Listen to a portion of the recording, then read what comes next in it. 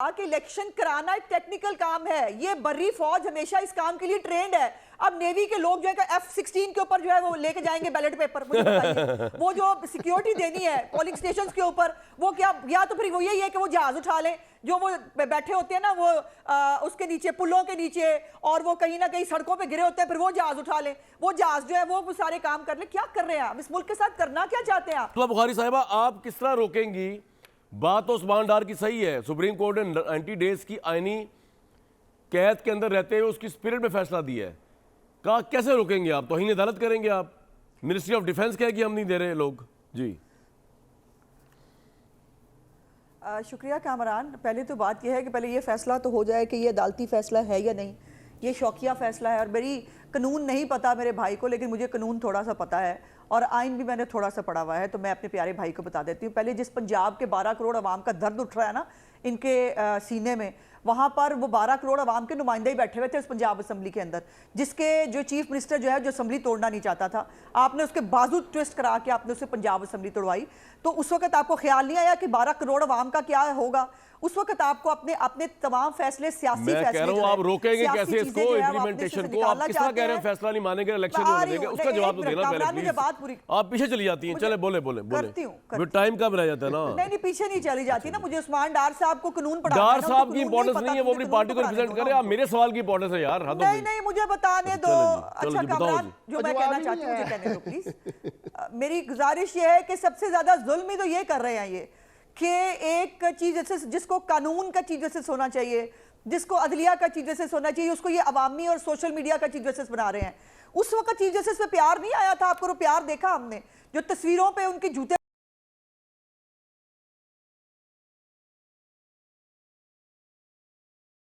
इसी चीज जैसे इसके ऊपर जो ट्रेंड चलाए थे वो भाई को पता था, याद कर लो।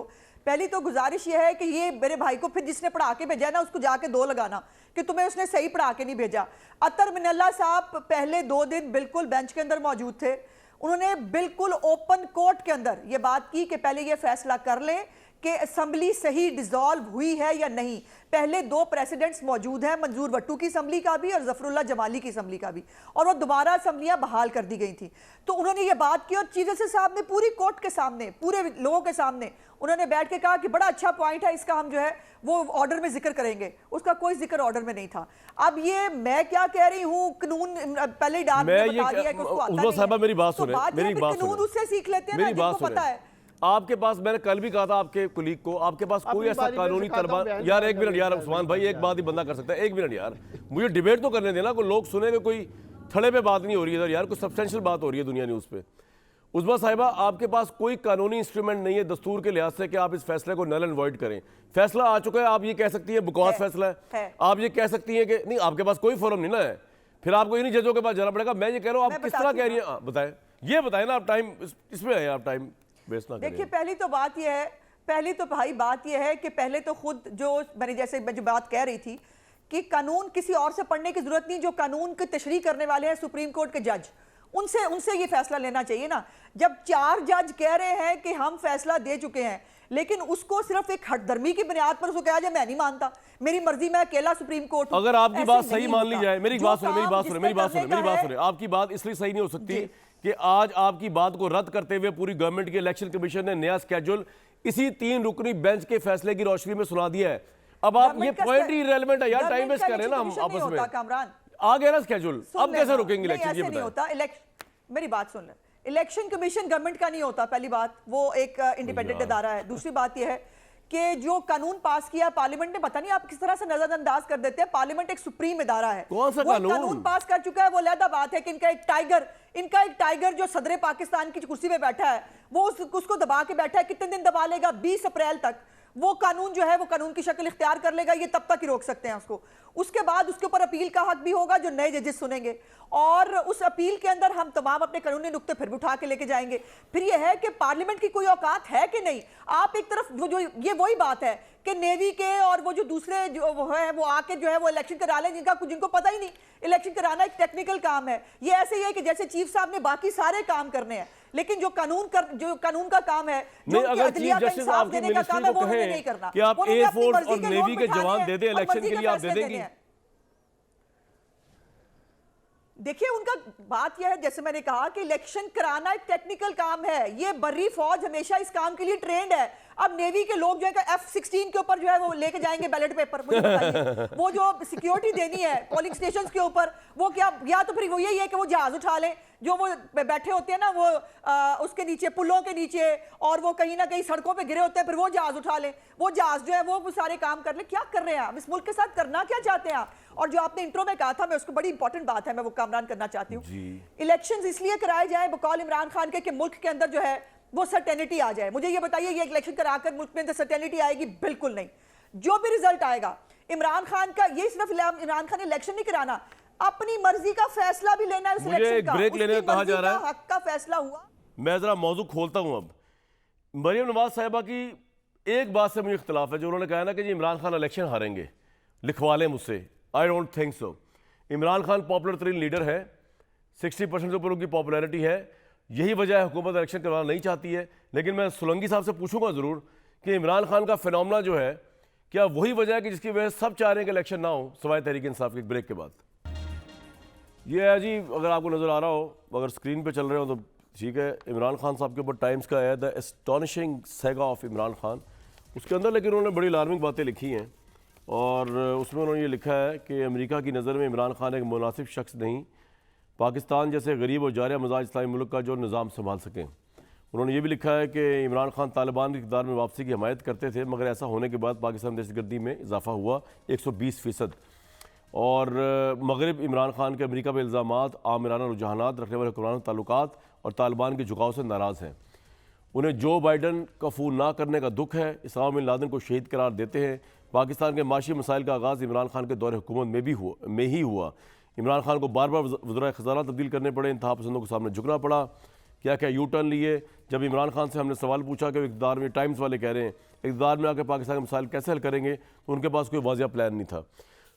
सोलंकी साहब, इसके बावजूद इमरान खान एक बहुत बड़ी रियलिटी है, तो ये इलेक्शन से कब तक भाग सकेंगे सारे?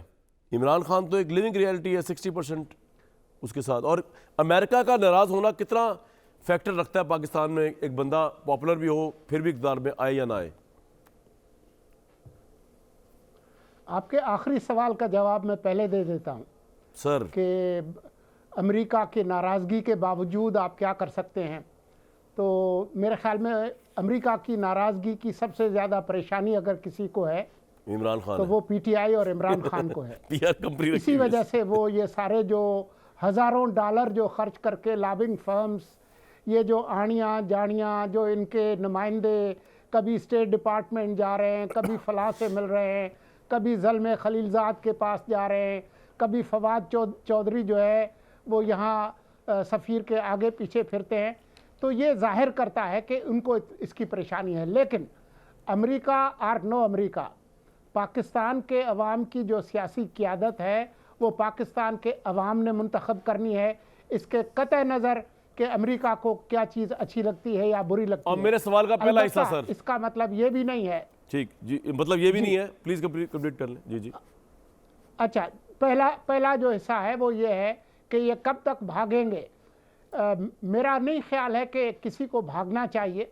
मेरे ख्याल में इंतखाबात होने चाहिए अपने वक्त पर, और पूरी कोशिश होनी चाहिए कि ये गैर मुतनाज़ा हों, साफ़ हों, शफाफ हों और गैर जानिबदाराना हों, ताकि पूरी कौम का उसके नताइज पर एतमाद हो। जिस माहौल में अब इलेक्शन हो रहे हैं और जिस तरह से इंतखाबात एक डंडे के ज़ोर पर, मेरे भाई ने ख़ुद तस्लीम किया, ये बिल्कुल उसी डंडे की तरह से हो रहे हैं जैसे पनामा बेंच के फैसले मॉनिटरिंग जज के तौर पर किए गए, कि इलेक्शन कमीशन का अख्तियार जो है वो भी सुप्रीम कोर्ट का 3 रुकनी बेंच संभाल ले, हुकूमत भी वही संभाल ले, सेक्रेटरी डिफेंस को, वजारत ख़जाना को, तो फिर इनको चाहिए कि उनके हवाले कर दें कि आप मुल्क चलाएं। क्योंकि अब जो पाकिस्तान का आइन है उसके तहत इलेक्शन कमीशन ही वाहिद आइनी इदारा है जिसने इलेक्शन का शेड्यूल देना है।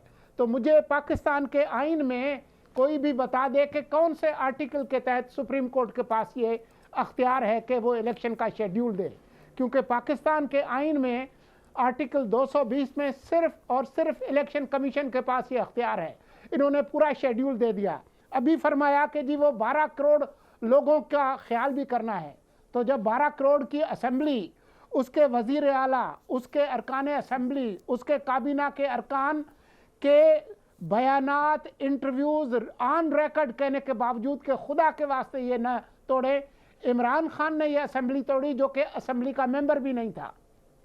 तो उस वक्त आपको ये बात याद नहीं आई कि जो पार्लिमानी लीडर होता है वो अहम होता है। आप 63A में पता नहीं कौन कौन से आर्टिकल्स उठाकर ले आए कि जी आइन की रूह और सर आपके ख्याल में तो क्या अब वजह हो आइन सकती की है कि रूह इलेक्शन देखने नहीं में क्या होगा मसला है? कि फौज